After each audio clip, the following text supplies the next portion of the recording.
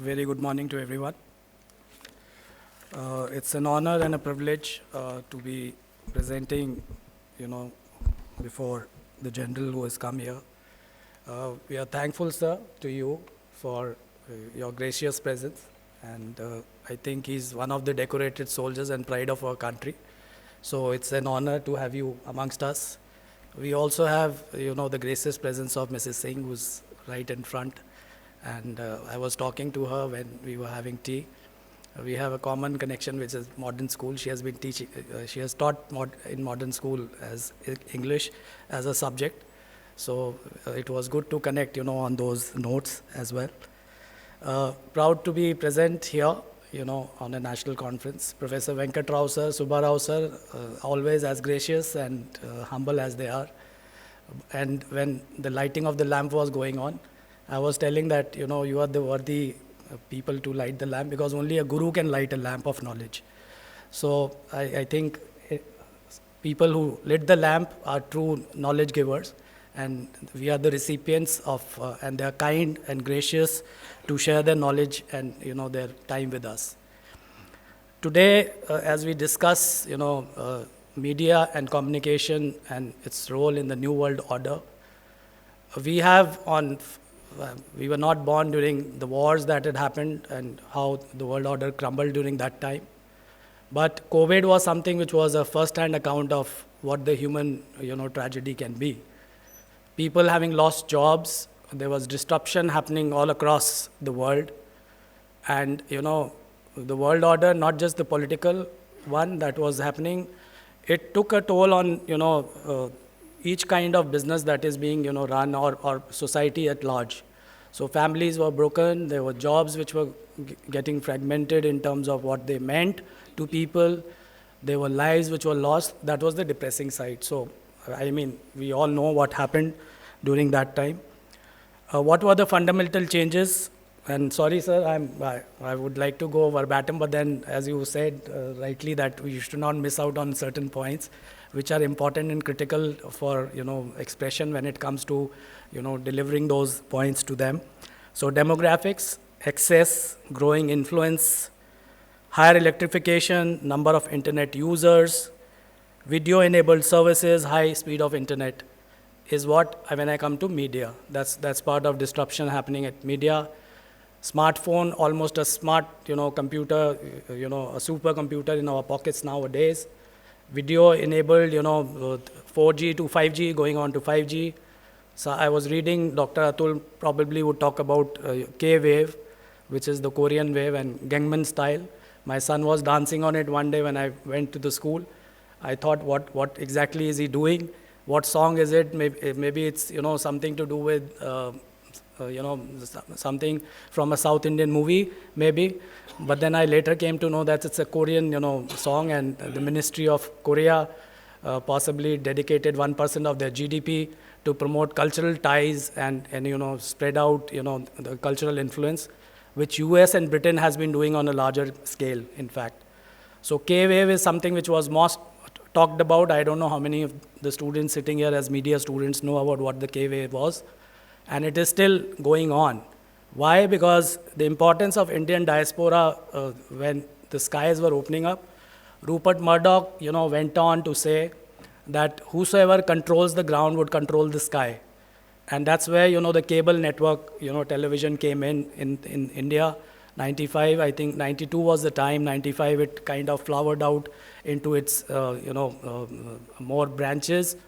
And people started controlling. S-band, I don't know how many of you are aware of the frequency. S-band is still, whosoever is on cable TV would understand what the S-band is all about and how certain channels are, placed when it comes to premiumly pricing those channels. So S-band is what, it's the favorite, bandwidth on which people would want to air the channels on. There are models, subscription models. Some of them are hybrid, some of them are, service-oriented. So there is an advertisement model, there is a paid model, and paid model would mean subscription-based models, which are aware. So everybody is aware of Netflix, fine. Then you go on to Disney, you go on to, Lionsgate, and you can talk of OTT, platforms which are available. So the entire dynamics, my point of making this out is that the entire dynamics and the economics of media is changing. Newspapers have gone digital. Print, in fact, I was looking at the statistics from the past few years. Print is still stable, and it is predicted in India that nothing major would happen in terms of, because our outreach is still not there. So there's a lot of headspace which is available to us in terms of our accepting certain technologies. Though would be there in metro towns for sure. We are multinodal for that matter, because we are using multiple platforms. All sitting here possibly would be linked on to maybe 5, 6, 7, 8 of them simultaneously. The beauty of it is that prime time, which we used to talk about, and newspapers also have prime time, which is early mornings with cup of tea. That's your prime time for newspapers. That's print media. Prime time for TV is 9 to 11, and for OTT platforms, it is extended for the full day. So the pricing, as it happens, is evolving in terms of what it takes and what the new models of advertisements are going to be. We look at YouTube as an example, which has a subscription model where you are placed as a premium customer. You can rent out a movie for a day for its complete orientation, for the complete in terms of the duration for maybe 2 years. You can hold on to that rights, and nobody will stop you. So those kind of disruptions, kind of make you rethink.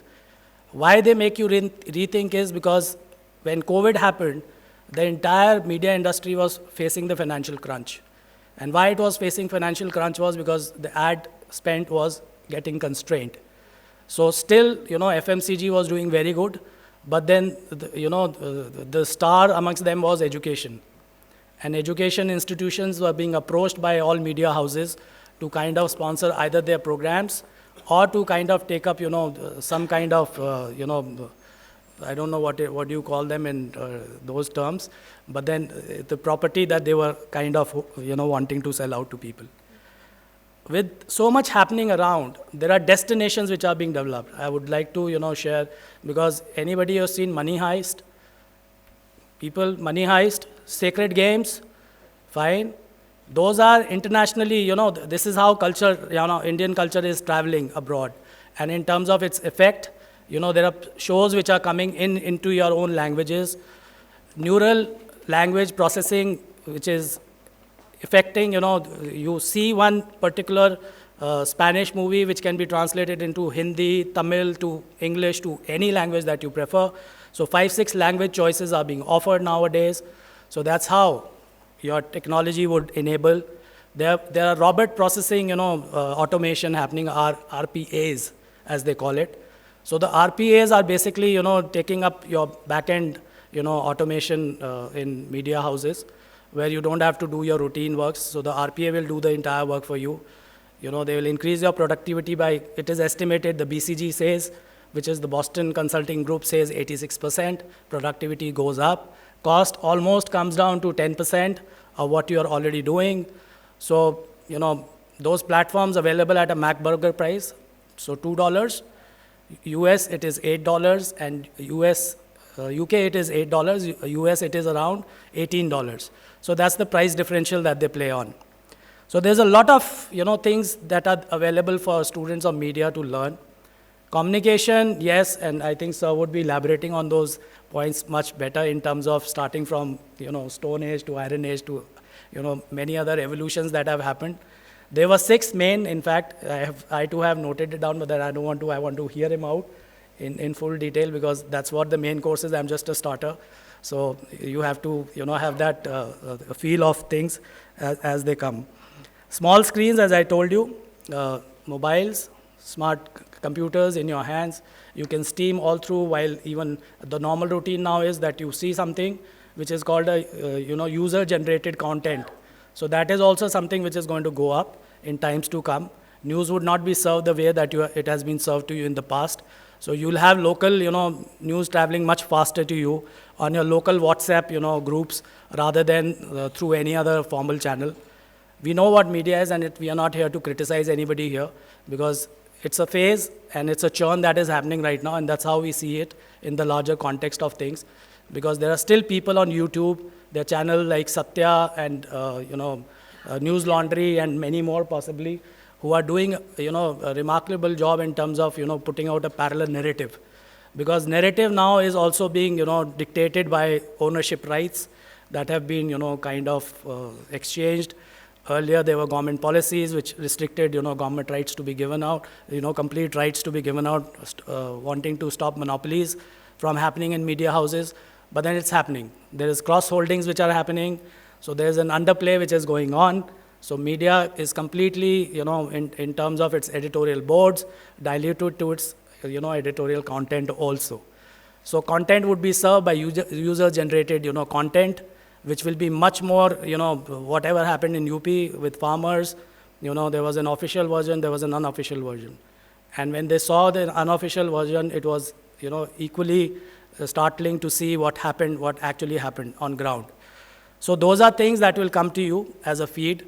There'll be a lot of, as they say, and I don't want to sound against any party or any particular, thing for that matter, because we have to be neutral when we view. We as media people have to be neutral when it comes to evaluating news and its news value. Whatever is being served as a bundle, of news to you in terms of channel packages and whatnot, I don't think that it's worth the money that we are paying them for, because we are only subscribing to wrong kind of ideologies. So it's better to, move on and shift on to something which will create a better news value. And, the money that you spend by sponsoring such programs should be restricted in terms of what you do. I have one good quote on communication, and communication is a very powerful, thing which, and right from sign languages to whatnot, and multilinguals to, the impact of words that it carries. I think communication is a very powerful tool. The medium can be anything that happens as of now. So the communication, I just want to quote and end it here. Communication can be an instrument of power, a revolutionary weapon, a commercial product, or a means of education. It can serve the ends of either liberation or oppression.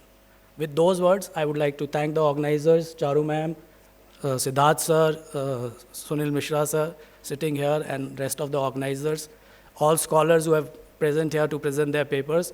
I would like to thank you profusely, and my gratitude to you. Thank you so much.